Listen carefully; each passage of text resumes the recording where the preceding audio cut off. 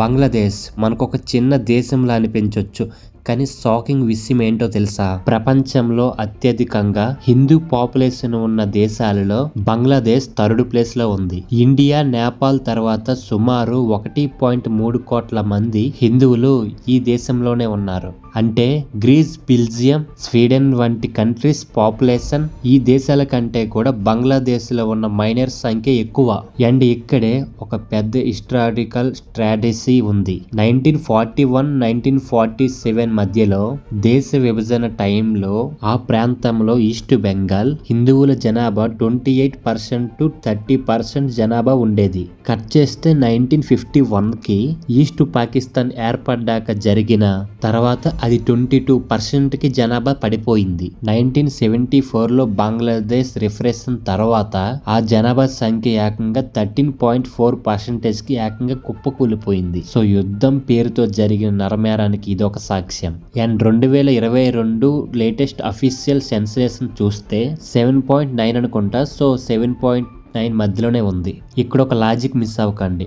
దేశ జనాభా పెరుగుతున్నప్పుడు మైనారిటీస్ గ్రాఫ్ మాత్రం ఎందుకు అంత తక్కువ పడిపోతుంది? ఈ మధ్యలో మిస్ అయిపోయిన వాళ్ళు ఏమైపోయారు? వాళ్ళు ఏమైనా మాయమైపోయారా? లేదు. కొంతమంది చంపబడ్డారు, కొంతమంది మతం మార్చబడ్డారు, లేదా ప్రాణాలను అరచేతుల్లో పెట్టుకుని ఇండియాకి పారిపోని వచ్చారు. ఈ డేటానే అక్కడ జరుగుతున్న ఒక వారికి పక్కా ప్రూఫ్. ఇంకో పక్క బంగ్లాదేశ్ లో జరుగుతున్న హింస కేవలం బంగ్లాదేశ్ లో 8% మంది హిందువుల జనాభా కూడా కనిపించకుండా చేయడమే. పాపులేషన్ గ్రాఫ్ పడిపోవడానికి గల కారణం అర్థం కావాలంటే మొన్న మొమెన్ సింగ్ లో దీపు చంద్రదాస్ కి జరిగిన విషయం మీకు ఖచ్చితంగా తెలియాలి. దీపు చంద్రదాస్ ఆ ఫ్యాక్టరీలో జరిగిన 4 గంటల స్టోరీ. ఈ దీపి చంద్రదాస్ ఏజ్ వచ్చేసి 27 నుంచి 28 మధ్యలో ఉండొచ్చు అని అంటున్నారు.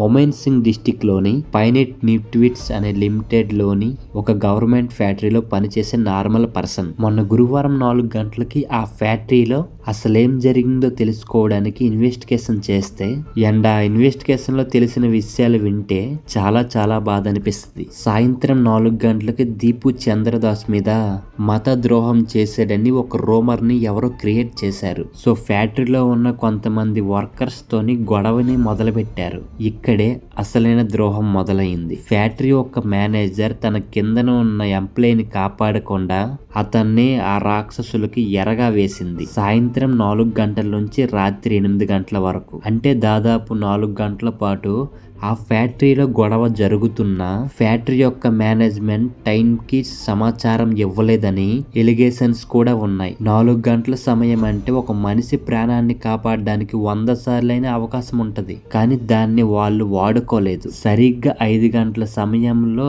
ఫ్యాక్టరీలో ఉన్న వర్కర్స్ దీపుని మొత్తం రౌండ్ ఆఫ్ చేసి ఆ ఫ్లోర్ లో ఉన్న ఇన్ఛార్జ్ మొహమ్మద్ అలాబిన్ ఇస్సాన్ ఇంకా క్వాలిటీ ఇన్ఛార్జ్ మిరాజిత్ హుస్సేన్ దీపుని కాపాడడానికి బదులు అతని బలవంతంగా నువ్విక్కడ ఉద్యోగం వదిలేసి వెళ్ళిపోతే నిన్ను వదిలేస్తామని చెప్పారు. కానీ అది నిజం కాదు, అది ఒక ట్రాప్. రాత్రి 7:30 ఈ టైంలో ఒక ఫేక్ రిజెక్షన్ లెటర్ ని తయారు చేశారు.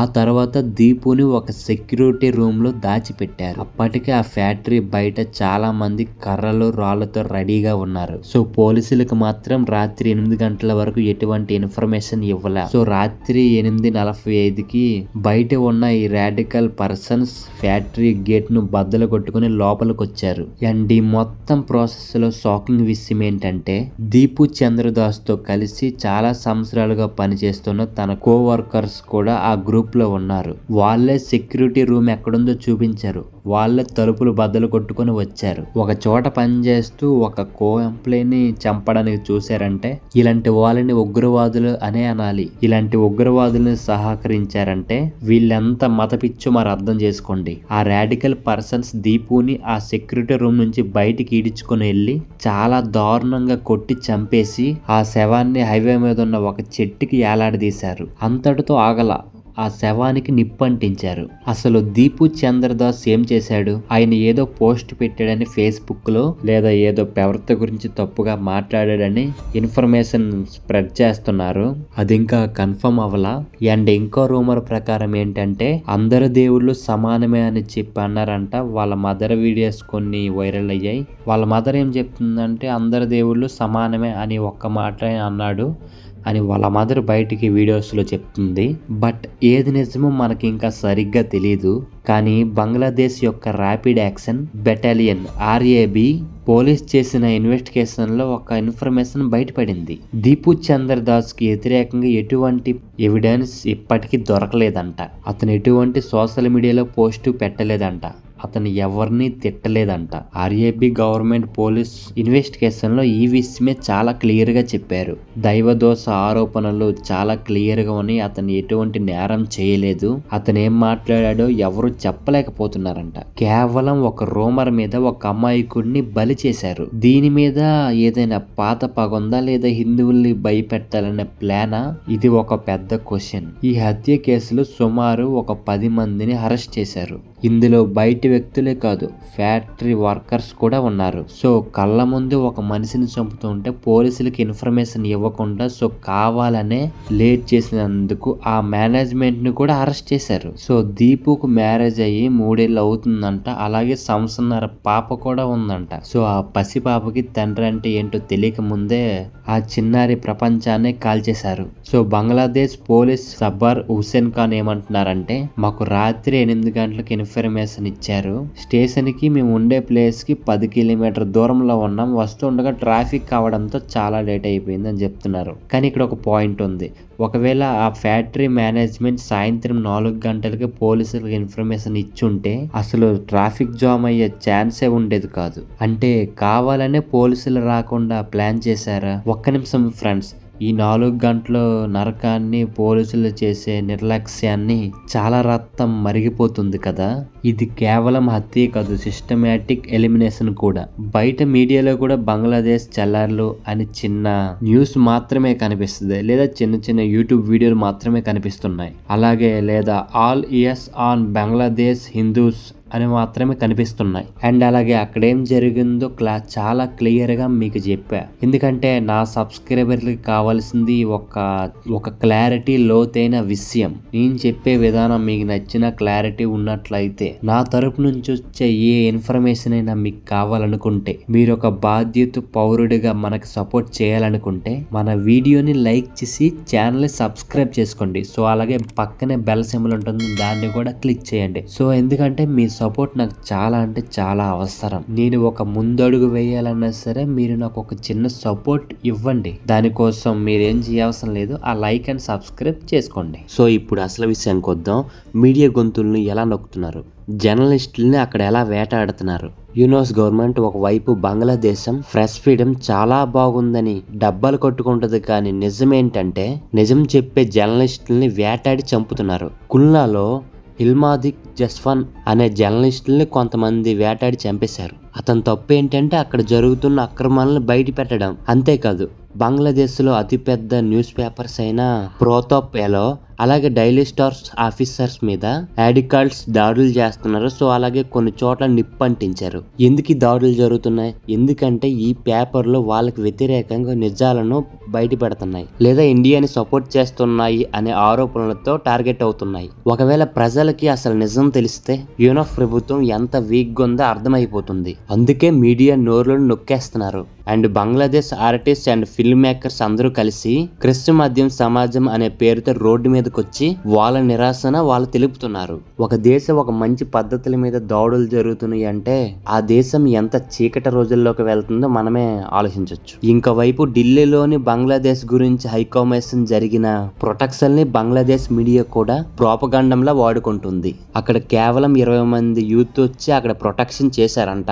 బంగ్లాదేశ్ మాత్రం వాళ్ళ హైకమిషన్ మీద సెక్యూరిటీ బ్రీచ్ జరిగింది, ఇండియాలోనే బంగ్లాదేశ్ వాళ్ళకి స్వేచ్ఛ లేదని ఇలాంటి ఆరోపణలు తెలియజేస్తున్నారు. ఢిల్లీలో ఎక్కడ సెక్యూరిటీ రీచ్ అవ్వలేదు. విజువల్ ఎవిడెన్స్ అంతా మొత్తం ఇంటర్నెట్ లో ఉందని మన వాళ్ళు చెప్పారు. కానీ బంగ్లాదేశ్ ఫారెన్ అడ్వైజర్ తూయిజ్ అసీం మాత్రం మన ఇండియాకి వార్నింగ్ ఇచ్చారు.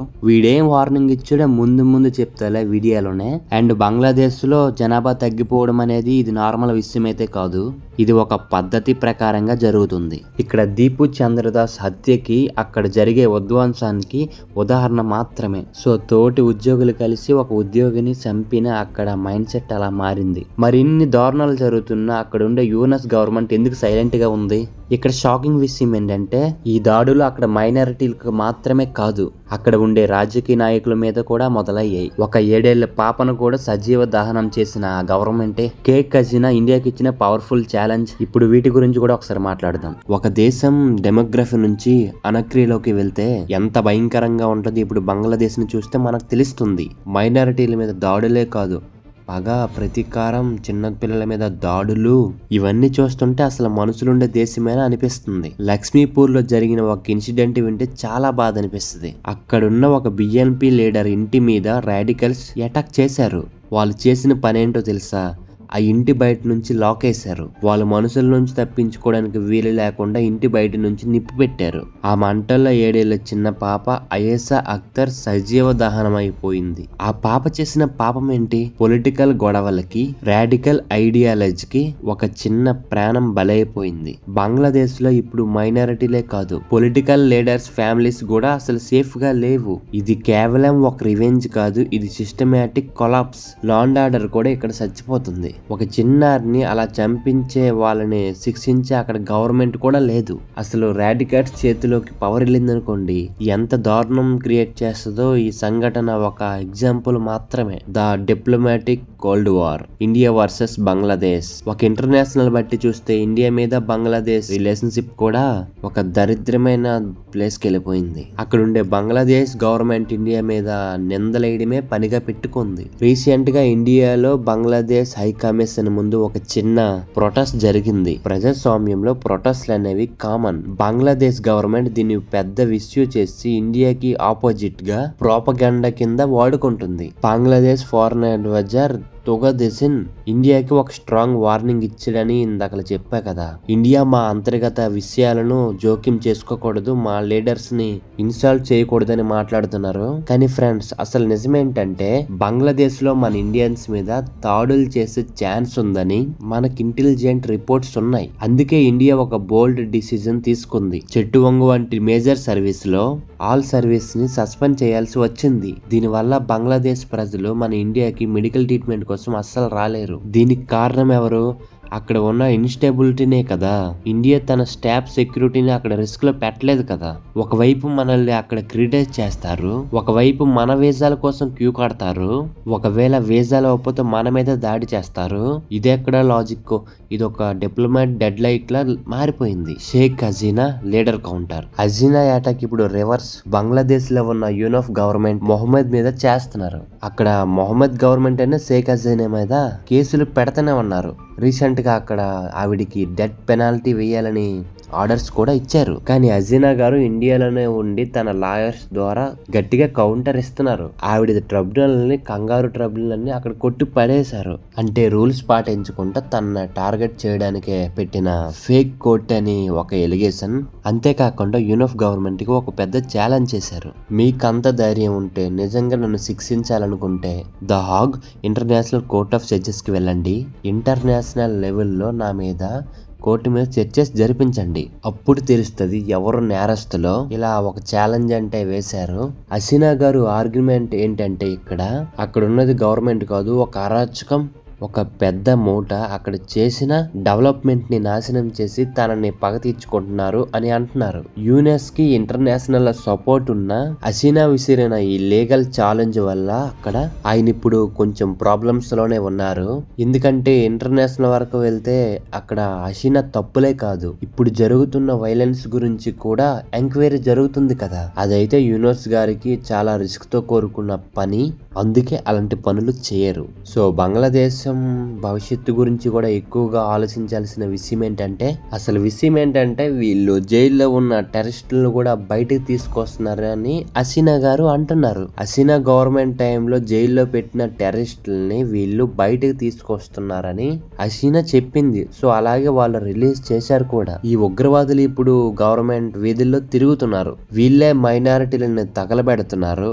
వీళ్ళే ఇండియాకి వ్యతిరేకంగా నినాదాలు చేస్తున్నారు. జైలు నుంచి రిలీజ్ అయిన ఈ బ్యాచ్ ఇప్పుడు ఇండియా పాలిటిక్స్ మీద కూడా వేలి పెడుతున్నారు. దీనివల్ల బంగ్లాదేశ్ ఇప్పుడు ఒక టెర్రరిస్ట్ హబ్ గా మారే ఛాన్స్ ఉందని డిఫెన్స్ ఎక్స్పర్ట్స్ వార్న్ చేస్తున్నారు. ఇది కేవలం బంగ్లాదేశ్ కే కాదు, మన నార్త్ ఈస్ట్ స్టేట్స్ అయిన అస్సాం, మేఘాలయ, త్రిపుర ఒక పెద్ద సెక్యూరిటీ థ్రెడ్. అండ్ ఇండియా ఇప్పటి వరకు చాలా ఓపికతో ఉంది.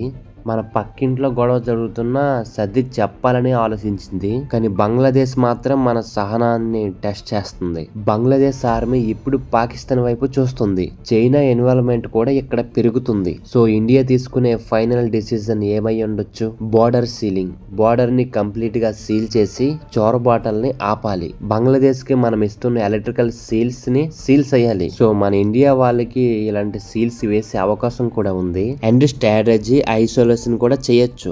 ఇంటర్నేషనల్ లెవెల్లో బంగ్లాదేశ్ ని వాంటర్ చేయొచ్చు. సో ఇండియా తన సెక్యూరిటీ విషయంలో ఎప్పుడు కాన్ఫర్మేషన్ అవ్వదు. బంగ్లాదేశ్ కనుక ఉగ్రవాద దేశంగా మారితే ఇండియా స్ట్రాంగ్ యాక్షన్ తీసుకోవడానికి కూడా వెనకాడదు. కానీ మన అందరి ఆశ ఒక్కటే, బంగ్లాదేశ్ లో మళ్ళీ శాంతి రావాలి. అక్కడ ఉండే మన హిందూస్ అందరూ చాలా ప్రశాంతంగా ఉండాలి.